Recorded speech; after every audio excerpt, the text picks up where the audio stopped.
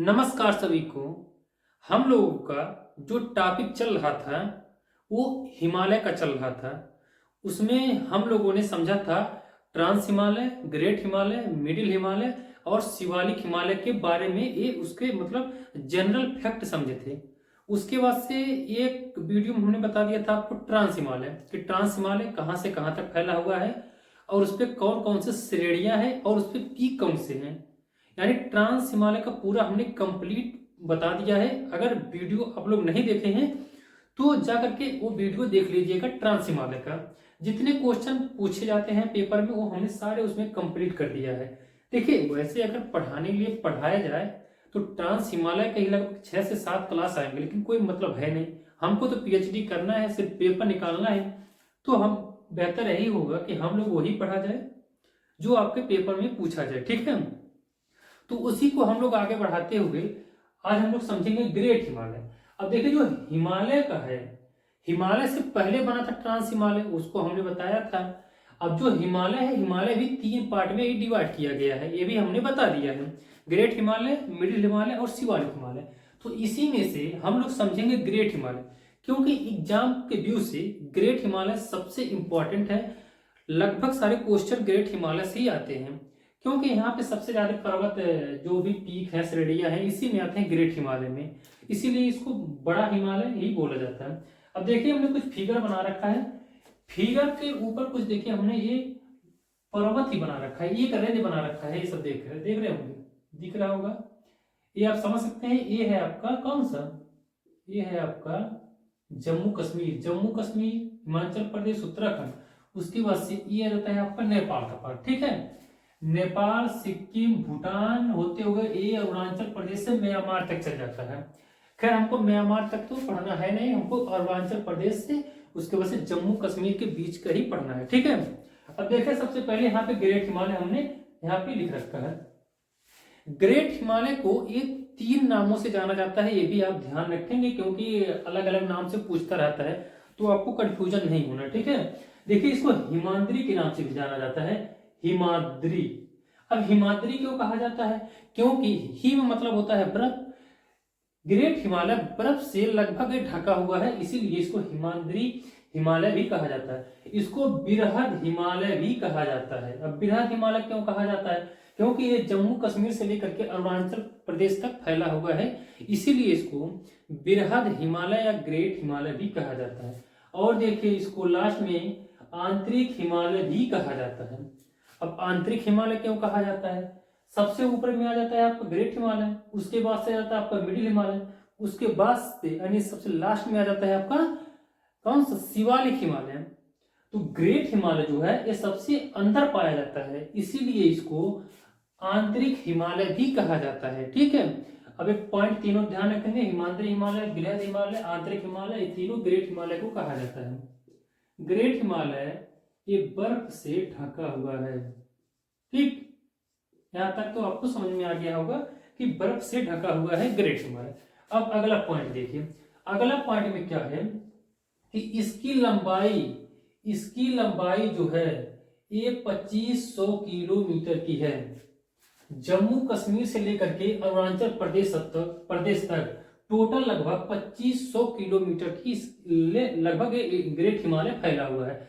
इसका औसत ऊंचाई यानी एवरेज जो हाइट है, वैसे देखेंगे माउंट एवरेस्ट का जो हाइट है 8850 है, लेकिन ये औसत ऊंचाई पूछ रहा ये लगभग 6000 मीटर की औसत एवरेज इसकी ऊंचाई है।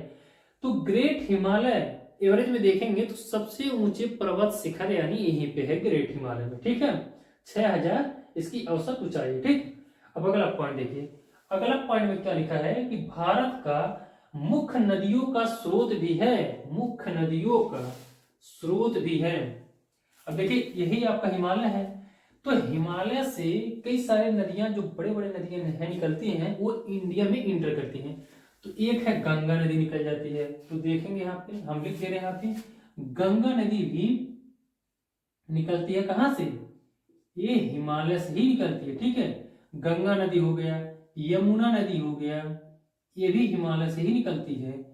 काली नदी हो गया, काली, जिसको शारदा नदी के नाम से भी जाना जाता है। ठीक है, काली गंडक नदी से ही ये निकाली गई है। शालिग्राम जो शिला है, अभी जो क्या कहते हैं अयोध्या में आई है, जो पत्थर है उसको, जो राम भगवान जी का मूर्ति बनाने में, उसके वजह से गंडक नदी भी नेपाल से ही आती है, कोसी नदी भी नेपाल से आती है। ये सब नदियां ग्रेट हिमालय से ही निकलती हैं। इसीलिए भारत का मुख्य नदियों का स्रोत भी कहा जाता है किसको? ग्रेट हिमालय को। ठीक है, यहां तक तो आपको समझ में आ गया होगा। अब अगला पॉइंट क्या देखेंगे? अब देखिए, ये लिखा है एवरेस्ट। एवरेस्ट को तिब्बत भाषा में, अभी आप बस ये फैक्ट समझिए, एवरेस्ट को तिब्बत में क्या कहते हैं, नेपाल में क्या कहते हैं। बाकी एवरेस्ट क्या है आगे हम लोग समझते हैं, इसकी हाइट क्या है, इसकी मतलब कहाँ पाया जाता है। ठीक है, अभी देखिए, एवरेस्ट को तिब्बत में इसको चोमालुंगमा के नाम से जाना जाता है। हमने ट्रांस हिमालय जब पढ़ाया था तो हमने उसमें भी बताया था कि ये चोमालुंगमा एक ग्लेशियर भी है जो काराकोरम रेंज में पाया जाता है। चोमालुंगमा ग्लेशियर एक वहां पे ग्लेशियर है, और एक जो माउंट एवरेस्ट है उसको चोमालुंगमा तिब्बत में कहते हैं। और वहीं नेपाल में क्या कहते हैं? सागर माथा के नाम से जाना जाता है नेपाल में माउंट एवरेस्ट को। ठीक है, ये सब पॉइंट आपको ध्यान रखने होंगे क्योंकि ये क्वेश्चन पूछता है। देखिए, बाहर से फालतू ऐसा हम कुछ नहीं बताते हैं, वही पॉइंट आपके सामने रखते हैं जो क्वेश्चन आपके पूछते हो। ठीक है, बाकी पढ़ाने के लिए हमने बताया कि पढ़ाया जाए ग्रेट हिमालय के बारे में तो लगभग 3 से 4 क्लास में ही खत्म होगा, लेकिन कोई मतलब तो है नहीं। अब पढ़ा वही जाए जहां से क्वेश्चन पूछी जाए। ठीक है, ये सब पॉइंट आप लोग ध्यान रखेंगे, एकदम पूरा समझ लीजिए। यहाँ से बाहर से आपका बिल्कुल एक भी क्वेश्चन नहीं आएगा, जो भी आना है इसके बाहर से नहीं आएंगे। ठीक है, तो यही लिए हम लोग पूरा इंपॉर्टेंट जितने होते हैं जो अब तक पूछे गए हैं, बाकी जो पूछने के चांस हैं वो सब हमने पूरा इसमें दर्शा रखा है। ठीक है, अब आगे देखिए, आगे सबसे इंपॉर्टेंट कहां से क्वेश्चन पूछते हैं, एक पॉइंट आ गया आपका ग्रेट हिमालय के जो इंपॉर्टेंट पीक है यही पूछता है सबसे ज्यादा। ठीक है, कंचनजंगा आपसे पूछेगा क्वेश्चन, भारत में प्रेजेंट में सबसे ऊंची चोटी कौन सी है, तो हो जाएगा आपका कंचनजंगा, जिसकी हाइट 8,598 मीटर की ऊंचाई है, सिक्किम और नेपाल के बॉर्डर पर है। ठीक है, सिक्किम और नेपाल के बॉर्डर पर है आपका कौन सा? कंचनजंगा। हमने क्या बोला कि भारत में प्रेजेंट में सबसे ऊंची चोटी कौन सी है, कंचनजंगा।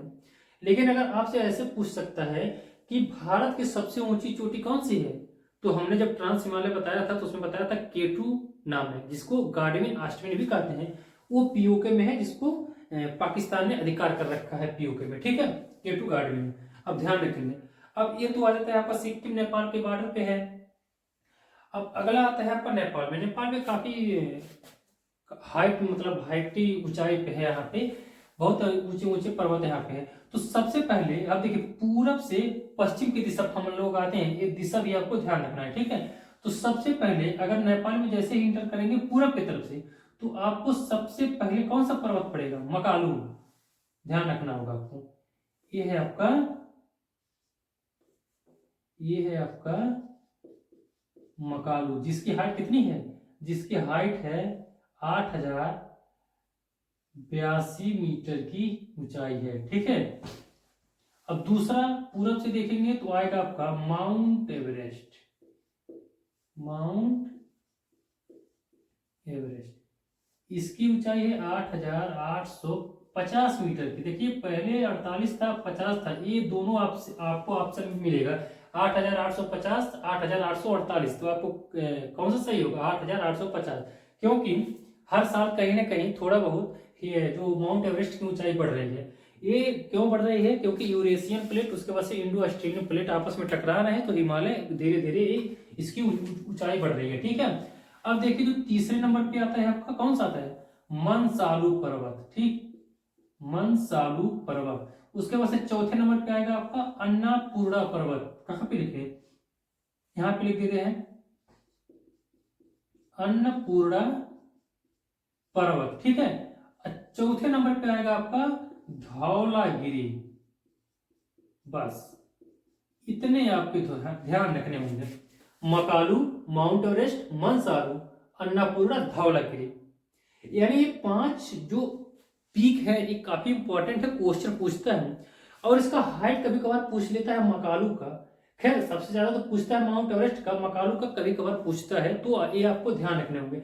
बाकी आपसे डायरेक्ट पूछेगा मंसालू जो पर्वत है ये किस देश में है, बस नेपाल में है, इसमें कोई बड़ी बात नहीं है, अब आपको बस ध्यान रखने होंगे। अब आगे क्या देखिए हमने यहाँ पे लिखा हुआ है मकालू, माउंट एवरेस्ट, मंसालू, अन्नापूर्णा, धौलागिरी, ये टोटल है नेपाल में। ठीक, अब देखिए आ जाते हैं आपका उत्तराखंड में। उत्तराखंड में है नंदा देवी, बद्रीनाथ, केदारनाथ, ये तो कंफ्यूजन नहीं है, सबको पता है बद्रीनाथ केदारनाथ उत्तराखंड में है, लेकिन नंदा देवी को लेकर के कंफ्यूजन है, कितने लोग कहते हैं कि नेपाल में, कितने लोग कहते हैं जम्मू कश्मीर में।